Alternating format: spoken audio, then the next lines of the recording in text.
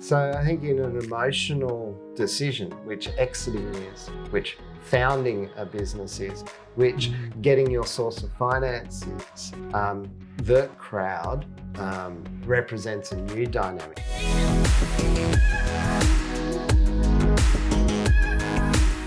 You think about a trade sale or an IPO, it's either you've given up and you're selling it to the public market, or you're giving up and you're selling it to your competition. Yeah. Those that don't want to see it as a giving up would rather see a smaller price, but a good buyer for their business, because they want to see the employees and the local community benefit from, or continue to benefit from, the input that they've made.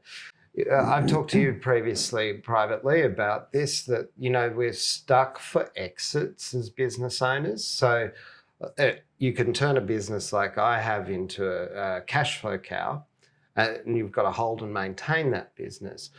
But my business isn't suitable for an IPO. This right? is the 3 Minute Angels Yep. business is Yep. not suitable for a public offer. You know, it wouldn't have 400 investors shared spread. It wouldn't have the market cap. As a trade sale, we're already the largest massage company in Australia. So who's going to buy us, right? Yeah. But you can open up with the crowd a new way for founders and for early investors to exit enterprises to the people who are interested in seeing that enterprise thrive and flourish. So the employees, the fans, the customers, the channel partners.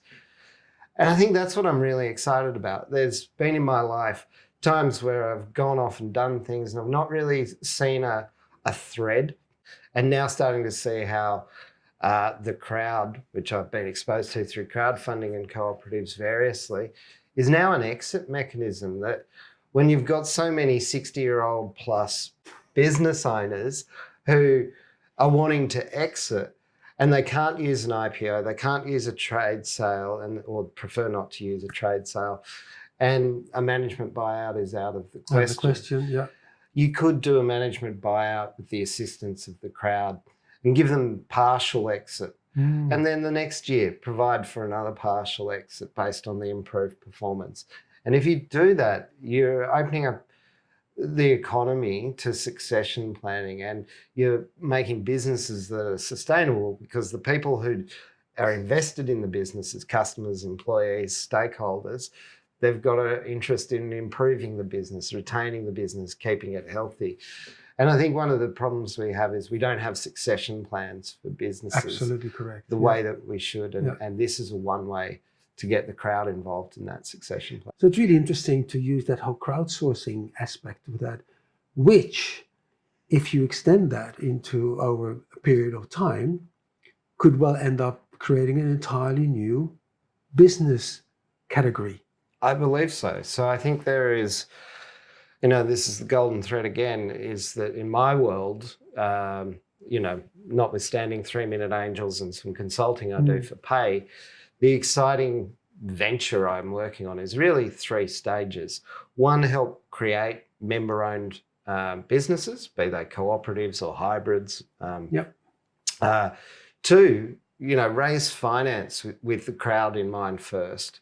So, you know, that can be crowd debt, like marketplace lending, and crowd getting rewards, like when you need seed capital, or equity crowdfunding, which is really growth capital from, instead of going from angels or VCs, you're getting it from your crowd.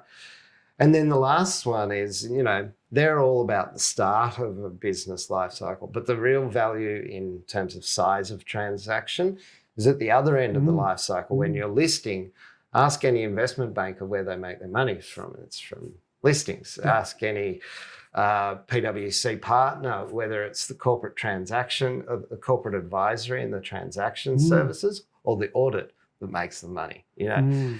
So if you want to bring up the size of the transaction and make a business, I think, you know, you've got to have the funnel of new businesses. You've got to be able to growth fund them. But if you can exit to the crowd, I think that's a really lucrative future opportunity. Yeah, so we've already got some really good examples from the UK. So there's this wonderful craft brewery guys called Brewdogs.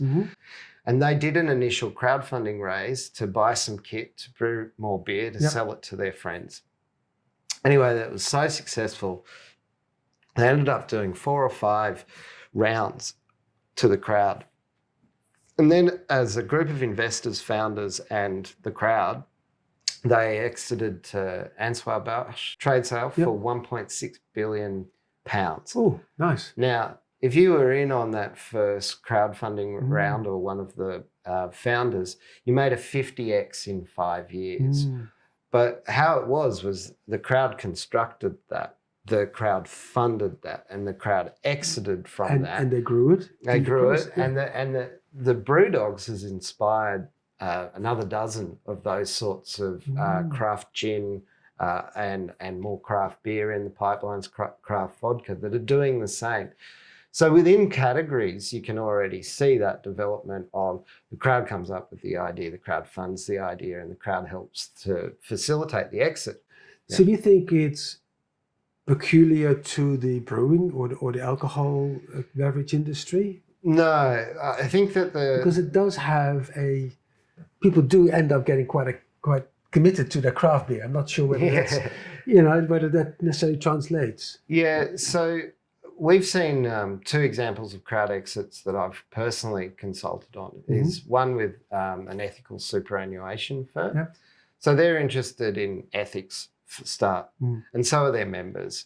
It started because of an initial angel investment. Now 5 years on, they've got angels who, have experienced their 50x growth. They've taken it from a business worth nothing to one that's, worth $30 million, right? For your $1 million investment, that's a great return. But now you want to take out your money so you can invest in the next thing. Yep. So what do you do to that ethical super fund? Do you force it to trade sale or list, which means that it will then be under... a fundamental reason for existence. Or can you sell part of it to your members as part of their superannuation? So that means it's a private super fund turning into a member-owned super fund. Yeah. Another example is around traditional media. So with Fairfax and Nine selling all of Rural Press, which is 140 regional papers, are like, well, we're going to try and get rid of this asset. Nobody really wants to buy newspaper assets at the moment, except all the people that live locally and who actually require a newspaper. Yeah. So I'm consulting on that one, and it hasn't yet, come to pass as to what will happen there. But they're nothing to do with beer. They're nothing to do with a consumer product where I've attached sentimentality. That's got to do with how I want to live my life in terms of the ethical investment and the information that I want to see. So I think crowd exits are going to happen because you've got large family-owned businesses, the mid-tier sort of businesses, where they're not suitable for IPO, they're not suitable for a trade sale for ethical or local or other reasons, and the crowd becomes a legitimate option for them to exit. They might not get potentially the multiples that they get from an IPO or from a trade sale, but they've sacrificed in terms of the multiple is the security of knowing who's buying it and over what sort of time scale, and that the business that they've put their blood, sweat and tears into will continue in perpetuity in a lot stronger position than by handing it to their competition. If you think about a trade sale or an IPO, it's either you've given up and you're selling it to the public market, or you're giving up and you're selling it to your competition. Yeah. Those that don't want to see it as a giving up would rather see a smaller price, but a good buyer for their business, because they want to see the employees and the local community benefit from, or continue to benefit from, the input that they've made. So I think, it's well beyond beers.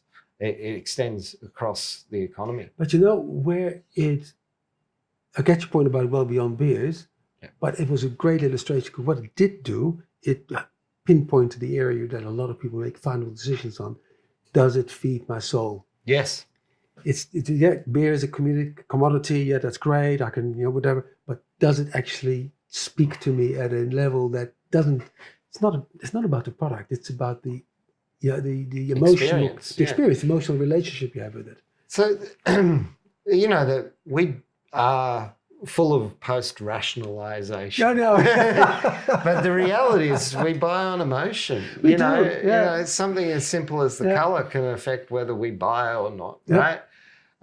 So when you start to realize the ridiculousness of it, you do have like to make it emotionally appealing and safe and exciting. And so I think in an emotional decision, which exiting is, which founding a business is, which getting your source of finance is, the crowd represents a new dynamic. Usually it's this power dynamic where if you're starting a business, you know, your friends, fools and family are around you. There might be, you know, this is a... Are you sure that's the right thing to do? Full of negative doubts. Yeah, exactly, yeah. When you go to raise from angels or VCs, there's this really warped dynamic where all the power is with the person providing the money. It's called the golden rule. That them that have got the gold make the rules. Makes the rules, that's exactly right. Yeah. And when it comes to the exit, it's the same. So, you know, most business owners who I've met who've been able to do an IPO